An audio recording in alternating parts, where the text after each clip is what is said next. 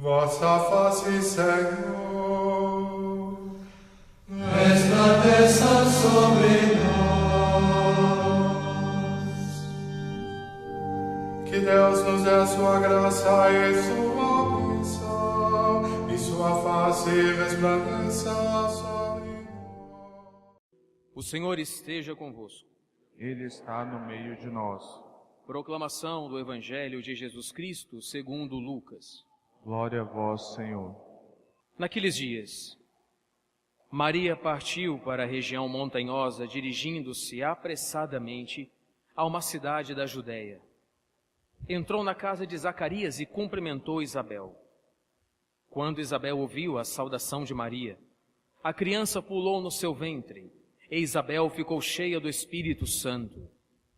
Com um grande grito exclamou: Bendita és tu entre as mulheres, e bendito é o fruto do teu ventre. Como posso merecer que a mãe do meu Senhor me venha visitar? Logo que a tua saudação chegou aos meus ouvidos, a criança pulou de alegria no meu ventre. Bem-aventurada aquela que acreditou, porque será cumprido o que o Senhor lhe prometeu. Então Maria disse: A minha alma engrandece o Senhor, e o meu espírito se alegra em Deus, meu Salvador, porque olhou para a humildade de sua serva. Doravante as gerações me chamarão bem-aventurada, porque o Todo-Poderoso fez grandes coisas em meu favor. O seu nome é santo, e sua misericórdia se estende de geração em geração a todos os que o respeitam.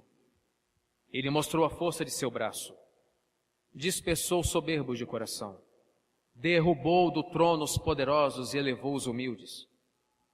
Encheu de bens os famintos e despediu os ricos de mãos vazias. Socorreu Israel, seu servo, lembrando-se de sua misericórdia, conforme prometera aos nossos pais, em favor de Abraão e de sua descendência para sempre. Maria ficou 3 meses com Isabel. Depois voltou para casa. Palavra da salvação. Glória a vós, Senhor. Bem, eu primeiramente vou dar uma explicação teológica para vocês e depois eu trago então para a nossa realidade. Hoje nós estamos comemorando um dos 4 dogmas que nós temos em relação à Santíssima Virgem. O que é um dogma?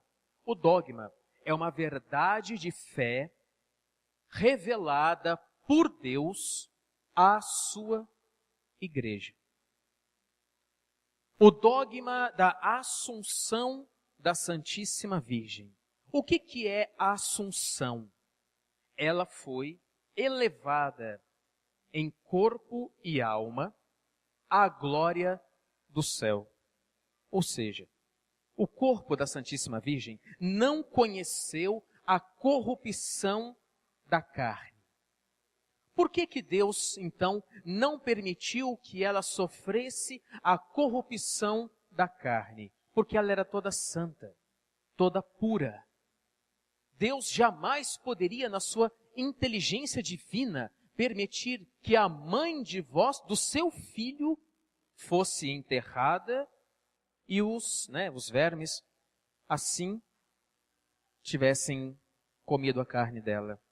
Seria inconcebível para o Pai permitir que aquele corpo que gerou Deus sofresse então essa corrupção que nós iremos sofrer, que o nosso corpo irá sofrer na hora da nossa morte. O Papa diz assim no dogma: ao final do término, ou seja, no término de sua vida terrestre, a Santíssima Virgem foi elevada em corpo e alma à glória dos céus. Ou seja, quando Nossa Senhora morreu, porque ela teve que passar pela morte. Por quê? Ser humano como nós. E em tudo ela quis imitar o filho dela. Então, ela passou pela morte. Só que a igreja não sabe dizer quanto tempo que o corpo dela permaneceu morto, sem a alma. Agora, o que a igreja diz? Que Cristo veio buscar a alma com o corpo e a elevou à glória dos céus. Isso chama-se dogma da Igreja Católica. Aí vocês me perguntam assim para mim, padre, mas só em 1850, a 15 de agosto, que a igreja proclamou que ela foi assunta? Sim, a igreja proclamou, só que a igreja já sabia, pelo testemunho dos apóstolos, que ela tinha sido assunta aos céus. Padre, por que a igreja demorou tanto para dizer então que ela foi assunta aos céus? A igreja é muito prudente. Ela é muito prudente. Por exemplo, quando ela canoniza um santo, ela faz todo um estudo. Tudo. Vê o que teve alguma coisa de errado, de certo, para depois ela proclamar. Nós proclamamos que Padre Pio é um santo, porque a igreja não pode voltar atrás quando ela diz algo sobre fé ou moral. Por que ela não pode voltar atrás? Porque ela fala em nome de Deus e ela é seguida e guiada pelo Espírito Santo. Então, quando a igreja proclama uma pessoa santa, acabou. Pedro, Pedro, o que você ligar na terra vai ser ligado no céu. Pedro, Pedro, o que você desligar na terra vai ser desligado no céu. Hoje o nosso Pedro é o Papa Francisco. Naquela época era Pio XII. Então Pio XII proclama, Nossa Senhora realmente foi assunta aos céus. Tá bom. Essa é a parte teológica. Agora, o que tem a ver esta assunção com você hoje? Ou comigo? O que Nossa Senhora quer mostrar para a gente hoje? Que ela está nos esperando no céu. Pronto. Ela intercede a Cristo por nós, na esperança de um dia também nós estarmos na vida eterna. Agora eu vou dar uma dica para vocês de como é que Nossa Senhora conseguiu a vida eterna. Sabem como? Fazendo a vontade de Deus. Sabe através do quê? Do sofrimento. Vocês sabem que fazer a vontade de Deus, a gente sofre. Por exemplo, quantas vezes você tem que fazer uma coisa que você não quer, ou que vai contra a tua vontade, mas nós temos que fazer para salvar a nossa alma? Quantas vezes você renuncia àquilo que você gosta para fazer a vontade do Altíssimo? Quantas vezes você vem à missa com sono ou com preguiça, ou desanimado, triste, cabisbaixo, mas você sabe que você tem que vir para que Cristo possa te levantar a cada missa? Quantas vezes você tem que rezar, não estando com vontade, mas precisa rezar, porque se a gente não rezar, a gente vai tombar. Então a gente reza, mesmo com preguiça, mesmo com sono, até mesmo chateado para com Deus. Quantas vezes a gente faz coisas que não queremos fazer para salvar a nossa alma? Quantas vezes você renuncia, e eu renuncio ao pecado, que seria uma coisa boa, porque se não fosse boa, nós não faríamos, para salvar a nossa alma? Eu vou passar aqui com vocês algumas coisinhas que Nossa Senhora passou, para vocês terem uma ideia de como a nossa Mãe do Céu sofreu para chegar onde ela está. Primeiramente, vamos começar pelo arcanjo Gabriel. Quando ele anuncia à Virgem que ela ia ser mãe, ele não falou para ela que era para ela sair e contar de quem era o filho. O anjo Gabriel não disse isso a ela. O que aconteceu? A barriga começou a crescer. E quando São José bateu o olho na barriga, quando Santa Ana e São Joaquim começaram a ver a barriga da Santíssima Virgem crescendo, quando os vizinhos começaram a ver Nossa Senhora grávida, o que não passou pela cabeça deles? Bom, em São José foi o quê? Me traiu. Santa Ana e São Joaquim, minha filha fez coisa errada antes do casamento. E ela guardou aquilo, porque o anjo não falou para ela, que era para ela falar para todo mundo.